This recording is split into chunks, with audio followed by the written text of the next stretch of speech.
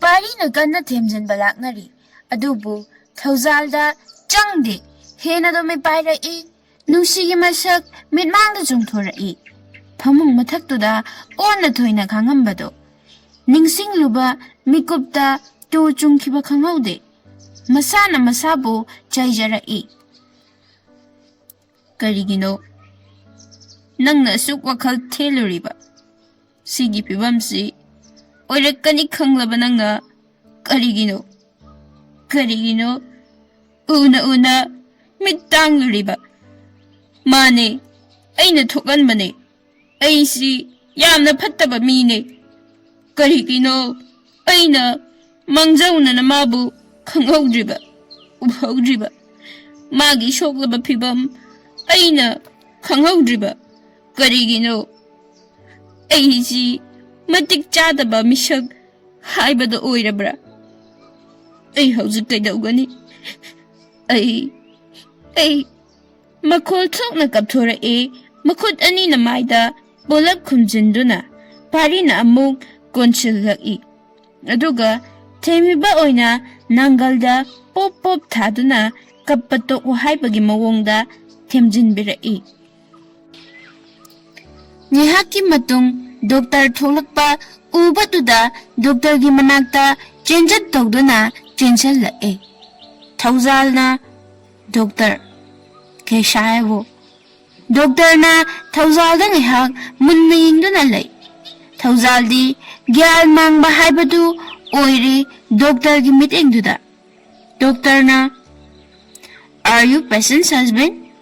Thoujal na yes doctor, say his go. Doctor na come to my room, Mrs. Thoujal. Doctor magi room da chatkribadu Thoujal tarang amada yingduna lehawe. Nungsibu yengani haiba kawa makai leptuna ashum lairi. Mabu kupna yengiba parina Thoujal gilengbanda makhutna thengakpada gyan khanglak lai. Supnatagi nungsida sum leramo haiba wahai sikhak hairam laga doctor gi roomda lai. Pari tawfam khangda koi chat laga lai. Minute kun muki matungda Thoujal pari gi manakta amuk lae. Pukningi mamidi maithongda tai hainaribaduni. Adubu Thoujal di kadai. Mabu kupna yengliba mabu mathau ama oina senariba pari di ngakpana kham thengle. Pari na Thoujal gi manakta changsillaga thajaduna munna yenglaga hairai. Karino Sor asangba ama hontok aga Thoujal na asumna hairai. Nanghalo potharuro. Pari saugalai. Kaino ha? Kaino ba? Nang nahaisi. Ay di kay gihandoy no. Angawa nang oinahan giga halo. Chalo! Sakta zidi. Nati kok mahinga hali si kay gino na. Wa amat nita na hadri si kay gino ba? Sibam sida ay nanang natumda tanamaga kamay chatoy no ha. Kamay chatoy no ba? Siran turan nang wa haiba loiba nangde Thoujal na khangkon silla ma kaishu tawraroye hairi pari ngaihak sok chatli Thoujal da amu masu konsilla aduga nanganda nanthabiduna naro sengo nupa asengbane aina haisi pari na warol do hayo tage. Thoujal kol libadu thadok laga nokfe tawna pari da yengai. Pari na langtak na sajahar o kay doctor na. Warul pumba amat chithadana tamme. Pari su harau bada mapan satkre. Pari na harau bu uraga ngamkhay leitana harau bapoi. Tanjadu da Thoujal gi kol laksili. Thoujal Kolu yang lubada bit khangtek tek adubu pai da ya da balagi paire. Magi matau tu da pari su screen tu da yenga aduga amuk Thoujal da yenga matang jade Sita hairaga noglai.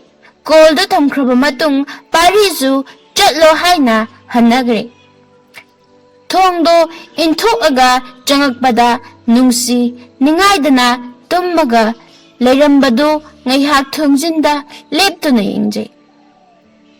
Manak tamna changsillaktuna phamung machida famthai aduga makhut yetuna nungsigi laibaktagi koklomda tatna nanthabi mapi irasu chelai ningsinglai nahonana nungsina thamoi sokna kapkhiba numito nungsi aigi apamba haikre sidagi hena hainingai ama leitri Thoujalna kaigino nangna hairiba mayamsi kaino haibane laukhalai aina nungsibadi nang khaktane aday atopada nungsiba phaude phausu phauroi phauningbusu pokte nungsina nang ai natradi atopa leitraba ha kaigino nangna amu haibada yadrisi nungsi sauna nang angang machara ha kitang haibada gyana suktadrisi kaigino aigi naktagi lapna chatkro aigi mangda amuk leplano nungsi wahai singse haina makhada famthagre haunarba tawdana pirang masu sintharai chatkro aigi mangda amuk leplano ai wa haiba phong ngamdre hik kapthorai Thoujalna sauna nungsibasi phagiraha khon kanna khomo nungsibasi phagira kaigino nangna asukmi nungsi khangdrisi aigi kari iralno nangna ai asuk olisi laukhalai khomo haibane Thoujal ningamdaba sauningba pendabana pik thankre nungsibu sagan pailuna jingkhatle aduga pambom anida makhut aniduna kanna paisali aduga mangonda mai onchal yam pendana ngangaga harai aise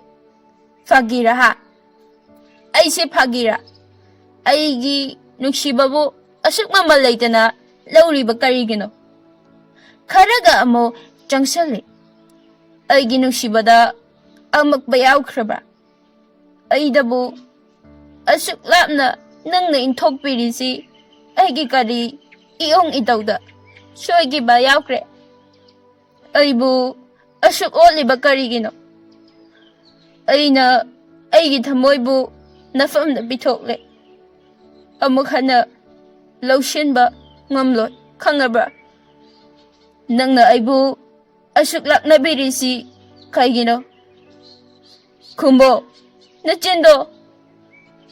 Haina nungsibu kangin intorai. Nungsi tanig laba konjalda ta. Thoujal makut thanggalaga thatkri. Kaurakano. Laukhalai. Kaurakano. Nang nakaugadaba mingnate khangabra. Thoujal nakal amada mai onthokre. Sintharakliba pirangdusu kuina leihande fat taithoki nungsi kappanatana karisu haiba ngamdre thamoidadi fumli khangamdraba waraba jaira kaya nungsiba heman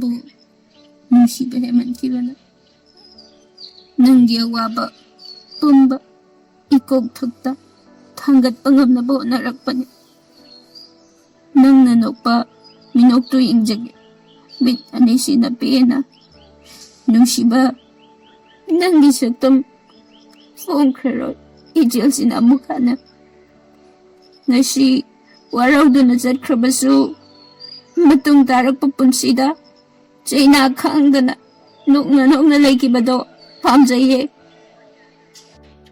nang tabu nungsiba na ngawrabi aina pamjaye kanna hik launa kablakli. Khutta pirang tayrakpada Thoujal wakhal lai. Mit uisina nungsi pi tarakpado Thoujal na uri. Mapido fat taythok aduga makhut aniduna maida pulap amuktang nanthai. Shore asangba amasu hundok Nofet tawna nungsida yangai. Makhut dituna chentharakliba lamhenbi pirang mabu taythokpi. Nungsi mit tapna pangthurae. Magi tatona manakta layrambaduda haunaruba tawdana pirang mahaksu amuk chentharai. Thoujal na kaigi kapino hose. Nofet tawna kapkataba nate khangabra angawi se tumba themo. Pirang masu nungsigi maida pairaga khupi aniduna sintharik liba pirang mabu taythok pire. Se warani kapato hayengdi operation tawgadabane nasa wahanba yadi tummo. Nungsi yam tapna taton. Thoujal na nungsi peri aigi nagta dumlayo. Thoujal nofet tawna taton nangi nagta domlay doine se tumba themo. Nungsi tapna tumningdi. Thoujal na nungsida linga kalay. Nungsi makhon ga siri chak charbo tatonang. Thoujal nofet tawna sadri. Nungsi peri kaigi chadri no chatho o. Thoujal nofet tawna aduma khumai. Janingdre adugine. Nungsi Thoujal da munna yingai aduga aisi yamna fatteko.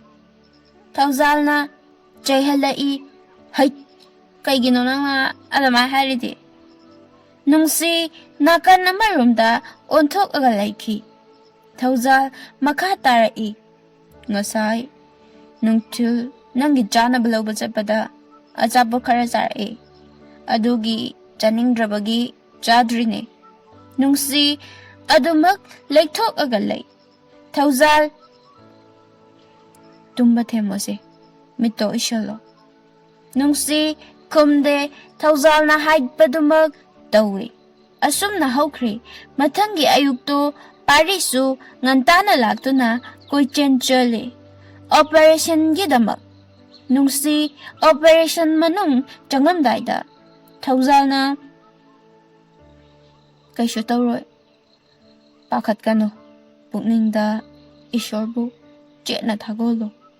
Tigda kaidana thuglao. Tatona nangbu ngaramdoine. Wahaisu haraga nungsigi laibagta nungsina chupi. Nungsi Thoujal gi khutta konsinjay mamit chijet oisinna. Mitludagi pirangsu sinthari.